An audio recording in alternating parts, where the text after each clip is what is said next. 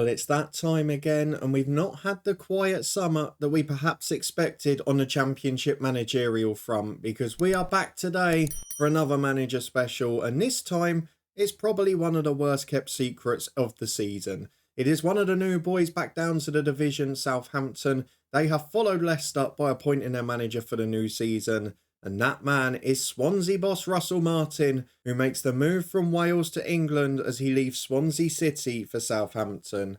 So we're going to talk today about what we expect from the new man, some of the things we're potentially going to look out for. But first of all, let's talk about the former people in post at Southampton, as we always do, because Craig's on holiday today. He's not here to have a go at Russell Martin. He's not his biggest fan. So I'm going to put a bit of a balanced spin on it. Let's talk about last season with Southampton, which obviously did end in relegation, just as was the case with our last manager special at Leicester City, and probably our next one at Leeds as well. But for Southampton, the season started with long-term stalwart at the club, Ralph Hasenhuttl, had been solid and stable over many years, responded to a couple of 9-0 defeats, but had in his time kept Southampton on a pretty even keel. But one of the questions about Southampton over recent years had been the recruitment, because so many big players were let go. There was obviously that spell in the mid-2010s where everyone got sold to Liverpool, but after that there was a continuing loss of players throughout the years, and often the replacements were very good. But last summer, Southampton took a change of approach. They went for a very young and inexperienced side, plucking players from academies such as Manchester City, bringing a goalkeeper that had been on loan in League One the season before, and letting an awful lot of their experienced players leave the club. You could argue maybe a few too many. People and familiar faces, Oriol Romeu being one that's often brought up, was one of many to leave the club last summer. However, despite that, Southampton started the season, well, pretty iffily, but then the bold call came just before the World Cup, because Ralph Hasenhuttl was let go, deemed not capable of keeping Southampton up that season after all of the coaching changes and the background noise in the summer. The man to come in November was Nathan Jones, a man that we know well on this channel as Luton fans. And of course, we did talk about him before. That is up in the eye above. But Nathan Jones came in and weirdly didn't stick to his principles, which led to, well, no upturn at all from a Southampton point of view. The one highlight, of course, in that part of the season was the fact that they stopped City doing the quadruple. The one thing Nathan Jones can say he did positively at Southampton. But he didn't last long at all, and there were no home wins in his time. And after that, Ruben Selles was the man in for the end of the season. The popular man in the background was promoted to the first team manager role for the rest of the season, and initially there was a little bit of an upturn. A couple of good results, particularly away from home at the likes of Chelsea, made it look like Southampton might have a chance. But if we're being brutally honest, the season dwindled away. Most people thought they would struggle at the start of the season given the squad they had. And it ended with, well, a bit of a whimper, didn't it? A 20th place finish, relegation secured with games to spare, and Southampton are back in the Championship. But they have got a very young side with a few players desired still, and of course James Ward-Prowse, who was perhaps the one shining light and leader during the season. But what all of that chaos last season meant is that this summer, Southampton were looking for another first team manager, and in the third week of May, I think most of us thought we knew who it was going to be, because it was reported widely that Russell Martin was set to join the club, and it was followed by a weird 4-week period of not much happening. No transfer news from Southampton, no managerial news more importantly, and now we have finally got the deal we expected. Russell Martin joins from Swansea City on a 3-year contract until 2026, an agreement reached to secure his services, and it looks like Swansea might have their replacement nearly done already. We'll get to that manager special when we need to. But this is a bit of an interesting appointment for me, so we're going to talk through a few things here. And the first I want to go through, before we get to Russell Martin's playing style and what to expect next season, is the strategy of the club. Because I've obviously put a few things out on social media, and there's been a bit of an interesting reaction to it, because I talked about the plan behind the scenes. Obviously, the new ownership has only been in, a year and a half now. It's not been long term. And the biggest thing for me has been, what is your plan? What is your strategy for the long term? Other than selling players of experience or letting them go at the end of their contracts and bringing in younger players, what is your actual plan on the pitch? And this is where I'm a little bit confused by this, because a few of you have said, and perhaps rightly so, well, we've got relegated, there's a reason to change strategy. But I do have a bit of a query over the last two permanent managerial appointments, because Nathan Jones is a manager who I saw an awful lot of as a Luton Town fan over two spells, of course. And as a podcast that regularly covers the Championship, I've seen an awful lot of Swansea as well. And if there's one thing you can say for Russell Martin and Nathan Jones, is that on the pitch, there is very little that could be more different between the two sides.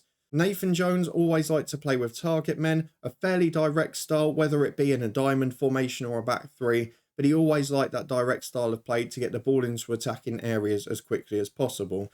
Maybe dictated by the style of team that he had at Luton Town, potentially, because Rob Edwards changed when he came to us. But Russell Martin, on the other hand, and I'm sure many of you have seen some of the Swansea stats from last season, is a very different tale. Because Russell Martin Swansea, well, the infamous stats going around, over 1,000 more passes completed than any other side this year. For two of the 3/3 of the pitch, they were actually in all the automatic promotion places for the Championship for most passes completed, that being their own defensive third and the middle third of the pitch. However, crucially, in the attacking third, that stat was not still present. I will give him some credit though, because Russell Martin Swansea were the joint 5th highest scorers in the Championship last year, even outscoring Luton Town, who got promoted to the Premier League. The problems, though, may come at the other end, because part of the product of Russell Martin's football, which has been a mix of admired and ridiculed at Championship level, is the fact that his style of play is play out from the back at all costs. And it does not matter if they give away silly goals, he will persist with that strategy. Now, at times it's worked well for Swansea, it worked well for his former club MK Dons, but at times it's been a bit of a disaster. Now, we're looking at a young Southampton team which technically will be very good, but one of the questions last season, aside from the odd Ward-Prowse goal, was about mentality. Now, for Swansea, they conceded the 5th most goals in the Championship last year, and all of the 4 that conceded more than them were in the bottom 5. Now, for Swansea City, they're perhaps, as was alluded to in the Southampton club statement, not the expectation for them to get promoted. They mentioned the fact that an unlikely playoff position was almost secured last year.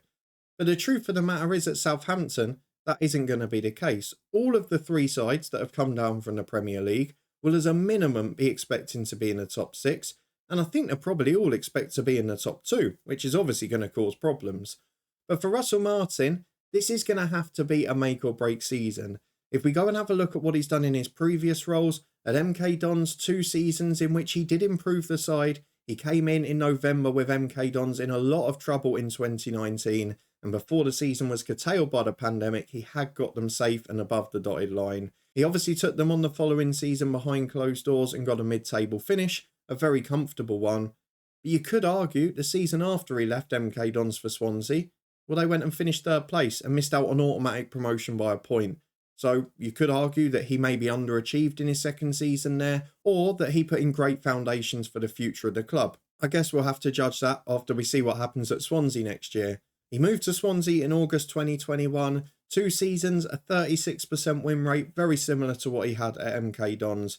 A first season finish that was lower mid-table, and this season, of course, they did finish in the top half, and as was rightly pointed out, 66 points, just 3 off the playoffs, and a brilliant finish to the season. They did have their troubles off the pitch, a few key transfer targets not signed in January, and they did have a crisis of centre-half injuries at one point in the season too. But again, you could argue he took over from Steve Cooper, who left the side after a 4th place finish and a playoff defeat. Yes, they lost a lot of key players, but they did then go backwards and haven't yet reached the same heights again. So potentially, you could look at it either way in terms of his successes at former clubs. The one thing you don't have to judge, though, is the style of football he's going to play. We know exactly what he's going to do. He's working with new director of football, Jason Wilcox, and he will be signing players that are ready-made for his system. I think a lot of us agree that a little bit of experience probably needs to come in just to add around the squad, because it's a lot of youthful players and a lot of very good ones, albeit 1 or 2 might be on their way out. And the big question again is going to be, which players leave the club? Now, we made this argument in the Leicester special a week or so ago. Myself and Craig argued that perhaps Leicester are going to lose the most players of the relegated sides. For Leeds and Southampton, the difference is perhaps that a lot of that core squad is going to stay together, and maybe there's not as much desire from Premier League clubs to take them away. However, 2 that possibly will be on their way, a young midfielder Romeo Lavia, an inspirational leader James Ward-Prowse. Well, Prowse, of course, on the fringes of and in the England team at times over recent years. Is he going to want to play Championship football for the season? Well, you could argue yes, because he was in the kit release earlier in the week. Maybe that's a sign we can take note from. But Lavia, it looks like it's almost done. Good money coming in and maybe the opportunity to reinvest a bit. Added to good young signings in the previous 2 windows, it might not be the biggest rebuilding job in the world, which perhaps you could say that Swansea and MK Dons was. And for Russell Martin, it will then be a pre-season focused on the pitch and getting a style of play across. It's going to be very different from what Nathan Jones or Ralph Hasenhuttl did before. It's much lower tempo, it's much shorter passing. And of course, Southampton at the end of next season, if there's anything we can't doubt, they will be top of the pass completed stats. But is that going to be good enough? I've watched Swansea several times over the last couple of years, and if there's one word that comes to mind for me, it's frustrating, because at times, the amount of possession they have, it doesn't lead to anything in particular. It is passing for passing's sake at time, and as football fans, we all talk about this wonderful football that teams like Manchester City play, but if you haven't got that creative spark in your team, it can be very difficult to watch. We go back to the mid-2010s at the top of the game, and you talk about Louis van Gaal's United, probably a good example of that. So it is going to be a bit of a challenge for the Southampton fans getting used to another different new style of football. With a relegation, if he doesn't get a great start, is he going to get time in a league where the average lifespan of a manager is well under a season? We saw 2 of the relegated clubs last season panic after poor starts, albeit Watford do so quite regularly. And I just wonder if maybe this is going to be a difficult year, because we've seen a lot of the talk this summer. Many expect it to be one of the most difficult championship seasons ever. So many sides that have come down in the last couple of years that have underachieved. Many that improved in the second half of last season under new management. If Corberan and Carrick had started the season at their clubs, you could have argued they'd be fighting for the top 2. Watford and Norwich can't be as bad. Both of them have replaced either managers or several players already. Leeds and Leicester coming down are going to be a threat. And of course, there's some pretty big sides coming up from League One too, which is going to make this more tense than ever.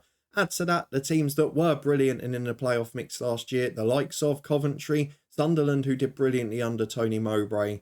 And it makes calling a promotion favourite very difficult. Now, Southampton, I'm going to stick my neck on the line and make a prediction. I'm not going to sit on the fence here. I do think Russell Martin will be given time. I feel that they've stumbled on the right one now. And after going for the Nathan Jones style and sticking with it for so little time, they've probably got to give this alternate strategy a bit longer. If they can get the relationship between director of football and manager right, and if they can add in those little bits of experience, I do think they could have a good season. But if I'm honest with you, at the moment as it stands, I don't see them in the top 2. I just think there's a lot of players in that squad who are already championship level, and maybe it's going to take a little bit of time to get rid of that downward momentum and a lack of confidence in the squad. Of course, last season, Burnley surprised us all and went on a flying run to the top. This year, Leicester have brought in Enzo Maresca, who no one knows what to expect. Russell Martin has a bit more certainty. He knows the league. I know a few Southampton fans are hoping that Joel Pirro will follow him, give them a proper marksman up front with a bit more experience and proven goal scorer at this level. But I'm not sure it's enough for the top 2 off the bat. If they had a few good experienced players, I may well change my mind before we get to pre-season predictions. But my one for now is that Russell Martin will potentially see out the season. But for me, Southampton will be in the top 6. I'm not worried about those saying they'll have a struggling year in mid-table. But I don't think they get the top 2, if I'm being honest with you. For now, it's about building foundations, stopping the downward rot. And hopefully they can build a side that with a year of championship experience could be in good nick going into the playoffs. But that's just my opinion and our little video on Russell Martin taking the hot seat at Southampton on a 3-year deal. It's not important what I think though, is it? If you're a Southampton fan or a Championship fan, let us know down in the comments what you think of the appointment, how you think Russell Martin will do, and how much of his contract you think he'll see out. Of course, if you're a fan of another club, is this appointment making you more or less confident of a promotion charge this year? And if you've not been here before, as I know many Southampton fans won't have, we will be back with our weekly championship score predictions as soon as the season gets underway. You can come and play along, it's plenty of fun. If you want to stay up to date and make sure you don't miss them, subscribe and turn that notification bell on. Do chuck a thumbs up on the video if you enjoyed this one. And of course, as I said, give us your opinion. But thank you for watching as always. You can find all the links you need down in the description below. We'll see you back here again soon for another manager special.